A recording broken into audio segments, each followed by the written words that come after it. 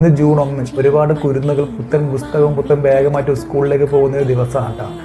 രാവിലെ അല്ലെങ്കിൽ വൈകുന്നേരം ഒന്ന് ടൗണിൽ നിന്ന് ഇറങ്ങി നോക്കിയാൽ മതി. പുത്തൻ ഉടുപ്പിട്ടിട്ട് ഒരുപാട് കുട്ടികളെ നമുക്ക് കാണാൻ പറ്റുള്ളൂ. കാണുമ്പോൾ തന്നെ നമ്മുടെ മനസ്സിന് ഭയങ്കര എന്താ പറയുക, ഒരു പോസിറ്റീവ് വൈബാണ് കേട്ടോ.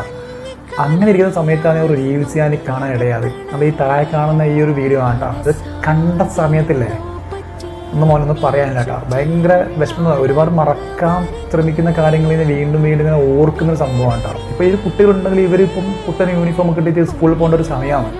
അപ്പോൾ ഇപ്പോൾ ഇതിനെപ്പറ്റി ആരും ചൂരന്മാരെ വല്ല മുണ്ടൊക്കെ ഓരോ സ്ഥലത്തിനെ കുറിച്ച് ആരും സംസാരിക്കുന്ന അല്ലെങ്കിൽ വേറെ വീഡിയോ കാണാൻ പറ്റുന്നില്ല. കാരണം അതിൻ്റെ ചൂട് കഴിഞ്ഞല്ല. അതിനെ പറ്റിയിട്ട് നമുക്കാരും സംസാരിക്കേണ്ട ആവശ്യമില്ല. അപ്പോൾ അങ്ങനെ ഇരിക്കുന്നതിനെക്കുറിച്ച് ജസ്റ്റ് ഒന്ന് ഒരു വേറെ ഇൻസ്റ്റാഗ്രാമിലൊന്ന് സെർച്ചാക്കി നോക്കിയിട്ടാണ്. അപ്പോൾ ഒരു വീഡിയോ കാണാൻ ഇടയായി. എന്തായാലും നമുക്ക് ആ ഒരു വീഡിയോ ഇവിടെ ഞാൻ പ്ലേ ചെയ്യാം. 740 കോടി രൂപയാണ് കേരളം പിരിച്ചു കൊടുത്തത് സർക്കാരിന്, അല്ലെ? വയനാട്ടിലെ ദുരന്തത്തെ നേരിടാൻ 740 കോടി രൂപ കേരളം പിരിച്ചു കൊടുത്തു. എത്ര കുടുംബങ്ങളാണ് അനാഥമായിരിക്കുന്നത്? നമ്മുടെ കണക്ക് പ്രകാരം 400 കുടുംബങ്ങളാണ് അനാഥമായിരിക്കുന്നത്. എന്ന് പറയുമ്പോൾ ഒരു കുടുംബത്തിന് എത്ര കോടി കൊടുക്കാനുണ്ട്? ഈ സർക്കാരിന്റെ പക്കൽ ഇപ്പോൾ തന്നെ 2 കോടിയോളം കൊടുക്കാനുണ്ടേ.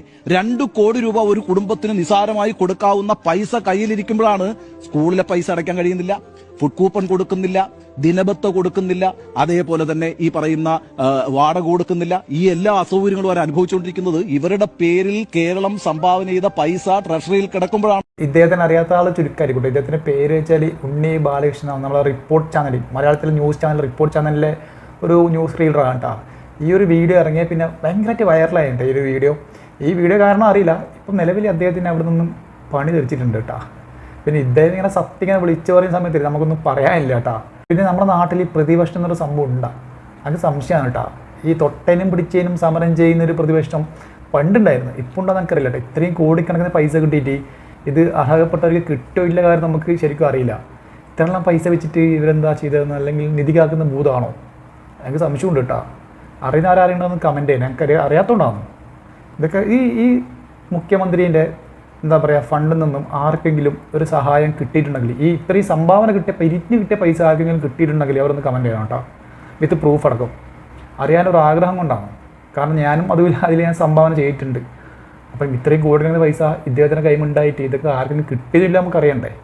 ആ ഒരു സമയത്ത് പിന്നെ ഇൻസ്റ്റാഗ്രാമിലോ ഫേസ്ബുക്കിലോ യൂട്യൂബിലാണെന്ന് തോന്നുന്നു, കറക്റ്റ് ഓർമ്മയില്ല, അഖിൽമാരാന്ന് തോന്നുന്നുണ്ട്, ഒരു വീഡിയോ ആയിട്ടുണ്ടായിരുന്നു. CMന്റെ ഫണ്ടിലേക്കാരും പൈസ സംഭാവന ചെയ്തതെന്ന് പറഞ്ഞിട്ട്.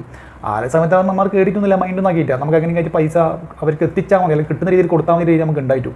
പക്ഷേ ഞാനിപ്പോൾ ഖേദിക്കുന്നു, അങ്ങനെ ചെയ്താൽ മതിയായിരുന്നു. ഇത് റിയാലിറ്റി എനിക്കറിയില്ല കേട്ടോ. അവർക്ക് കിട്ടുന്നില്ല കാര്യം എനിക്കറിയില്ല. പക്ഷേ ഈ ഒരു ഇത്രയും കോടിക്കണക്കിന് പൈസ അവർ കിട്ടിയിട്ട് നമുക്ക് എൻ്റെ ഒരു ഇത്, കാരണം ഇത്രയും അറിവില്ല ഒരു ആൾ ന്യൂസ് റീഡർ ഇങ്ങനെ വന്നിട്ട് ഓൺലൈൻ ചാനൽ വന്നിട്ട് ഇങ്ങനെ പറയണമെങ്കിൽ അതിലൊരു റിയാലിറ്റി ഉണ്ടാവില്ലേ, അതിലൊരു സത്യം ഉണ്ടാവില്ലേ?